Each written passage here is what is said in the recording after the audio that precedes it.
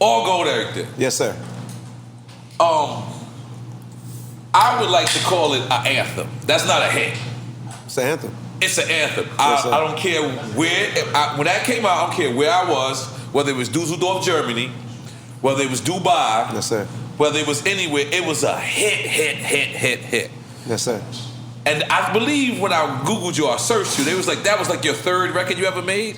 It wasn't my third, but it was in my first 12. It was in your first 12, okay. Yeah. So let's just describe that moment for Yes, people sir. who don't know. Like, you're a new artist. No. You're taking the game serious, or you're not taking it serious?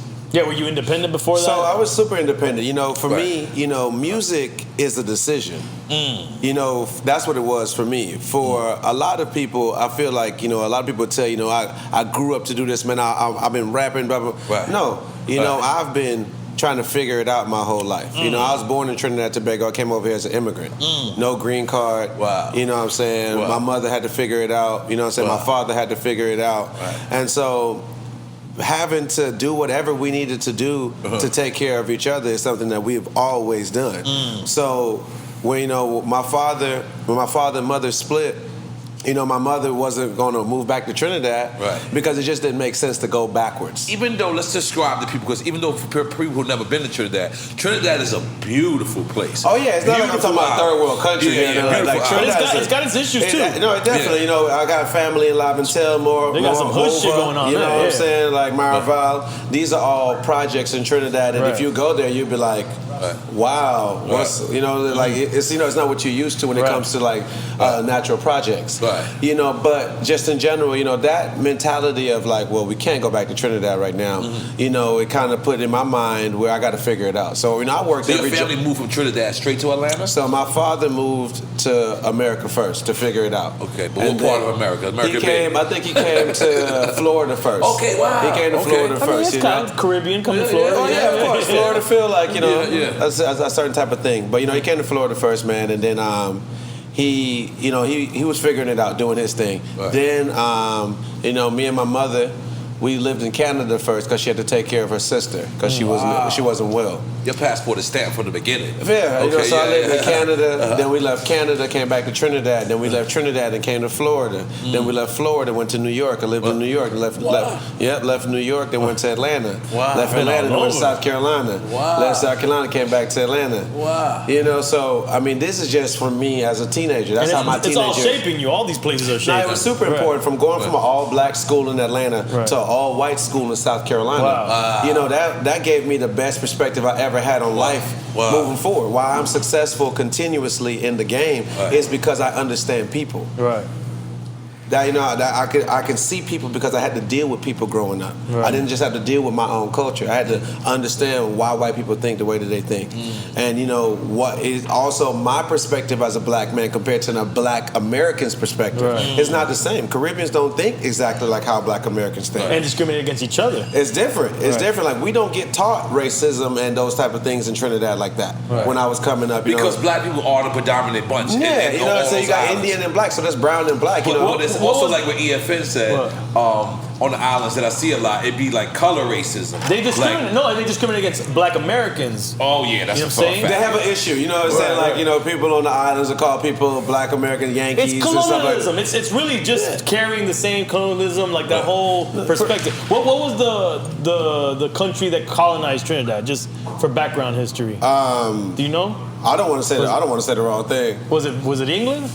It would be France. I thought it would be France. Okay, no, I think it was France or whatever. I don't want to be wrong, but I think it's France. But yeah, man, all in all, I give you a little bit of that backstory just to let you know where it's like, in none of this time, moving around all these places, music was something that was on my mind. Right. It was more of like survival. And you worked at a sneaker store too, right? Right, so it was a men's boutique in Atlanta called Ginza on top of the Underground. Okay. And that is how I really got to really make a name on top of the Underground. So people that know the Underground's a mall that's in downtown, right? Downtown Atlanta, right in the heart of downtown Atlanta. Oh, wow. So, 5 Points train station, you got CNN Center where the things went down with the riot, all that is right there. Right. The Olympic Park where they did the Olympics in 96, all this is very close to where I worked. So that central location, you deal with a lot of people. You deal with all the colleges.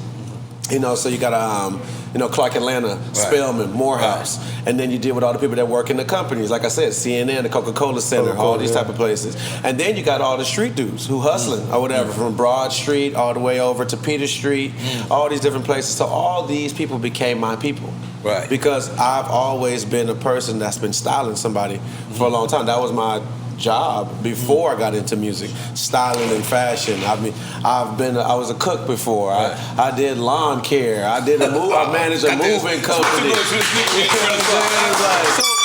So was it? I'm bouncing around because this is how we do on Drink Champs. That's fine. But was it ever a problem because of what was the character from Martin? Jerome. Yes, sir. So was there ever any copyright characters, or was you even going for that look when you started that? No, sir. Yeah. No, so obviously I'm aware of who that is because I'm a big fan of Martin, just like any person, you know. But definitely wasn't thinking about that. You know, you got to understand that the person, that character that people see in All Go Everything, that's just who I am. Yeah. You know, and it's really hard for people to understand things that they're not. Right. You know what I'm saying? And it's like the intro that you gave me here, or whatever, as one of the most unique people that you have ever met. Yes. That's something I've been true to that my entire life. I have not changed the man that I am ever for anybody or anything. That's why I have such a hard journey. But I enjoy my journey because I'm the only one to understand it. But I'm the only one that got to live it too.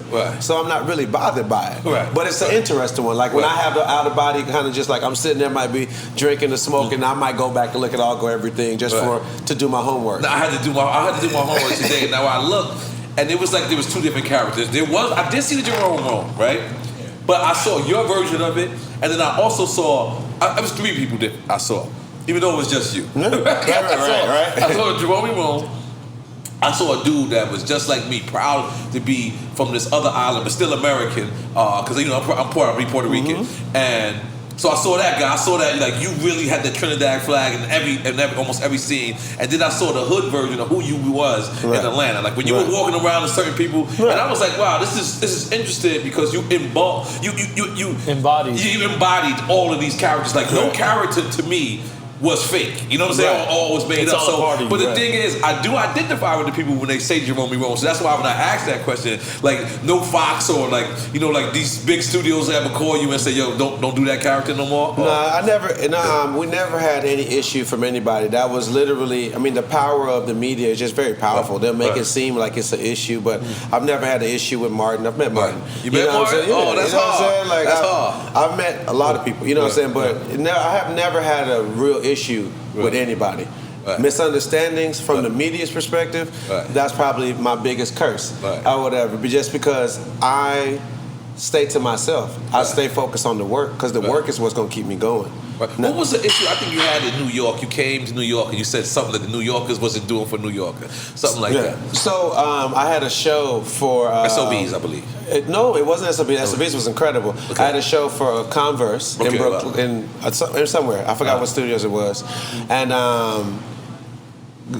going through the show, I was going through some personal things just on the business side because this is still early in my career. This is 2013, but this is after, I done did 3 tours. Me and Wiz done went overseas. I done did the Under the Influence tour. It's amazing. I done hung around everybody. You know what I'm saying? We did our thing. And, you get to hear and learn a lot of things.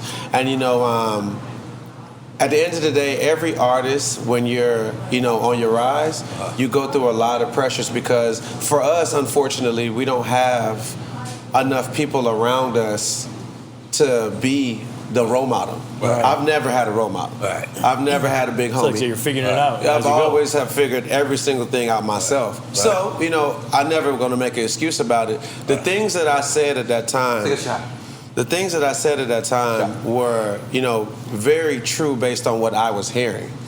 Because I was coming to New York City, and I grew up a huge fan. You was basically seeing New York City play more of Atlanta than New York City. I see them play more of everybody else than the artists who I like. That was the transitional period. You know what I'm saying? Like my story has never changed. It's like, at the time, Dave East was on his rise, but he was super dope to me. You know what I'm saying? Joey Badass. All these people were super dope to me, but I never heard them on New York radio. And obviously I'm hearing my song. I'm hearing the Migos, I'm hearing this, that. I'm just hearing other things. And it's weird to you. Right, so it was just like, and then I'm also hearing artists complain about New York radio or whatever. So I'm looking at it as like, look, man, I've always been a person to tell the truth for somebody or stand up. If you're getting bullied, I'm gonna stand up for you, bro. You know what I'm saying? If you feel like you're getting injustice done to you, I'm gonna stand up for you. Because you felt like you was representing for the artist, but meanwhile, a couple of artists took back of that. A couple of artists of course, because of the way, and that comes back to my fault because of my energy that I put behind it. My personal problems that I was dealing with on myself as a businessman or whatever, that had me frustrated with myself. And that side of me came out on stage when I'm saying that. If I could do anything different about that situation, I would have just loved to have the energy that I know that I truly have when it comes to that. So you misunderstood the way you said it. Yeah, what I said was very true. There was no lies told there, but the way that I delivered it could have been way better. And I knew exactly, at the time I didn't understand my energy because I had never been in this business. You know what I'm saying? So I'm finding out everything fast in the midst of it. And so, you know, the media ran with it the way they wanted to. You know, certain artists ran with it the way they wanted to. And for me, I was a little confused. I believe it was you and Mano. You had a discrepancy and y'all worked it out real fast. We definitely. I ran into him in person or whatever. You know what I'm saying? A lot of things were said online, but online is just not where I reside. That's not my thing. You know, because I never practiced that. I never experienced that. Big up, man. You know what I'm saying? And if you explain what you meant, I'm sure they'd even agree. The thing about it is, I appreciated it when I heard him explain it. Everybody's story after the fact, as the years continued, what I said, like once again, it was my delivery that was wrong. But everybody realized that it was true. It's almost like, yo, I could be for my family, but somebody else be for my family. It almost seems like that sometimes. Like, it's like you can't be the dude to talk me about my girlfriend. Your sister come outside, your sister hair ain't right, and you say, hey, little girl, go upstairs. But then somebody from another project say, your hair ain't right. Don't talk to my sister like that. You know what I'm saying? And all that is fair. All that is fair, and I understood that, you know what I'm saying? And that's probably been the hardest lesson I probably learned in, 9 years?